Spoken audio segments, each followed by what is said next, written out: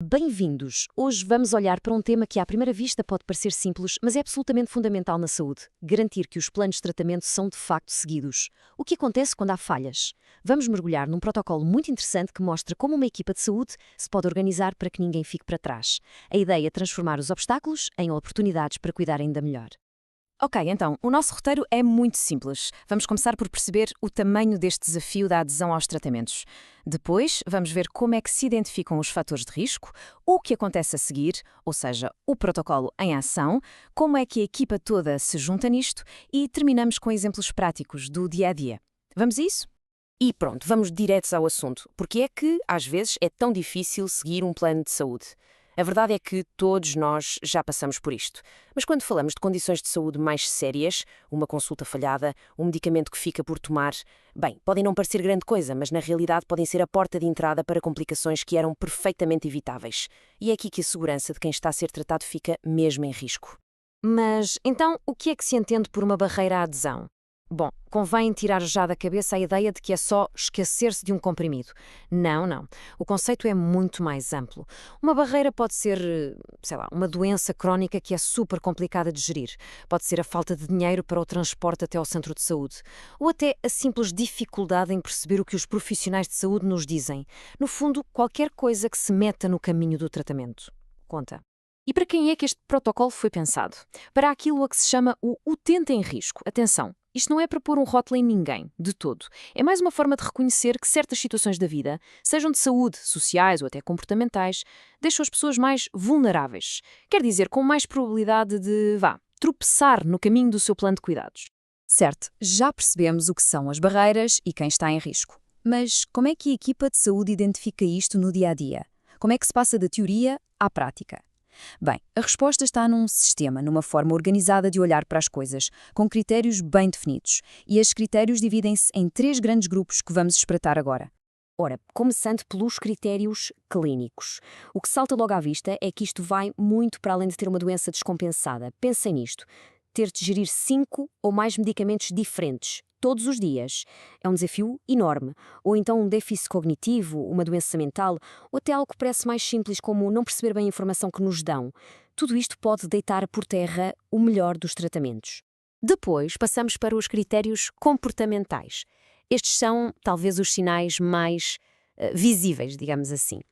Quando uma pessoa começa a faltar às consultas, uma vez, outra vez, ou quando o sistema mostra que a medicação prescrita não está a ser levantada na farmácia. Isto funciona como um autêntico sinal de alarme para a equipa. É um alerta claro de que alguma coisa se está a passar. E por fim, os critérios sociais. E estes, acreditem, são muitas vezes os mais decisivos. Porque a saúde de uma pessoa não existe numa bolha, pois não? O isolamento social, a dificuldade em sair de casa, as barreiras económicas, quer seja para transportes ou para os próprios medicamentos. Isto não são detalhes, são muitas vezes os verdadeiros muros que se levantam entre uma pessoa e o seu tratamento. E agora, atenção, porque aqui está um ponto-chave. O protocolo não se fica por listar problemas, ele quantifica. Ele mede o risco. E a regra é clara. Se alguém acumula 6 ou mais destes critérios todos, acende-se um alerta vermelho. Essa pessoa é considerada de alto risco. E isso muda tudo. Despleta imediatamente um plano de intervenção muito mais próximo e que envolve toda a equipa de saúde. Muito bem, já percebemos como se identificam os riscos. Mas e depois? O que é que acontece a partir do momento em que se detecta uma situação destas? Vamos então ver o processo, o passo a passo, que transforma esta identificação em ajuda concreta. O processo, como podemos ver, é um ciclo lógico. Primeiro, claro, a identificação. Depois, vem a avaliação pela equipa, para perceber exatamente o que se passa. O terceiro passo é a sinalização. O utente fica marcado no sistema informático para que toda a gente na equipa saiba que ali é preciso uma atenção extra. A partir daí, cria-se um plano de intervenção personalizado. E, por fim, isto é fundamental, o seguimento, porque não basta fazer, é preciso acompanhar e ver se o plano está mesmo a funcionar. E aqui chegamos à pergunta de ouro, não é verdade? Ok, o risco foi identificado. E então, o que é que a equipa pode, de facto, fazer para ajudar? Que ferramentas é que tem na mão? Pois bem, a resposta está na flexibilidade. E a lista de exemplos é impressionante. Reparem, as intervenções podem ir desde algo relativamente simples, como dar prioridade no reagendamento ou fazer um telefonema de acompanhamento, até coisas muito mais complexas. Falo de consultas extra de enfermagem, de simplificar o esquema dos medicamentos, de fazer visitas ao domicílio ou até de articular com os serviços sociais. Isto sim é um cuidado à medida de cada pessoa. E quem é que põe tudo isto em prática? Bom, aqui entra a importância de uma verdadeira equipa.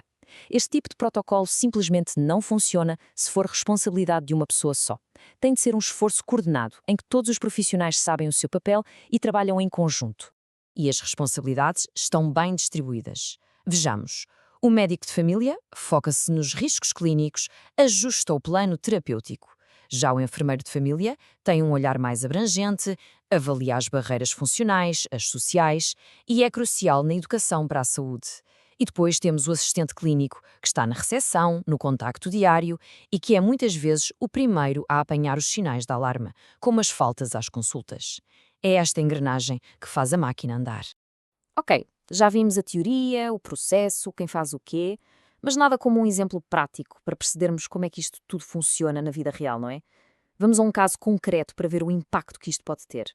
Então, imaginemos um cenário muito comum nos cuidados de saúde primários. Uma pessoa que vive com diabetes tipo 2. Como sabemos, é uma condição que exige uma vigilância e um cuidado constantes. Durante a consulta, a equipa conversa com esta pessoa e começa a perceber o quadro completo. E detecta 3 barreiras muito claras. Primeira, baixa literacia em saúde, a pessoa não percebe bem para que serve cada comprimido. Segunda, uma barreira económica, há dificuldades em comprar a medicação. E terceira, uma barreira social, a pessoa vive sozinha e não tem grande apoio familiar. E vejam só a intervenção que foi feita. A equipa não ficou à espera, agiu. Um enfermeiro sentou-se com a pessoa e explicou tudo numa linguagem simples. Foi criado um plano escrito com pictogramas, com desenhos, para ajudar a memória. Foi feito o encaminhamento para os serviços sociais para ajudar na parte financeira. E, super importante, foi marcada logo uma nova consulta para dali a 30 dias para ver se tudo estava a correr bem. Isto é ser proativo, é antecipar os problemas. No fundo, o objetivo resume-se a isto que está aqui escrito. É sobre criar uma rede de segurança para que ninguém, mas mesmo ninguém, fique para trás no seu tratamento. Trata-se de reconhecer que a vida tem obstáculos e de construir um sistema que não só os vê, como ajuda ativamente a contorná-los. E para terminar, fica esta reflexão.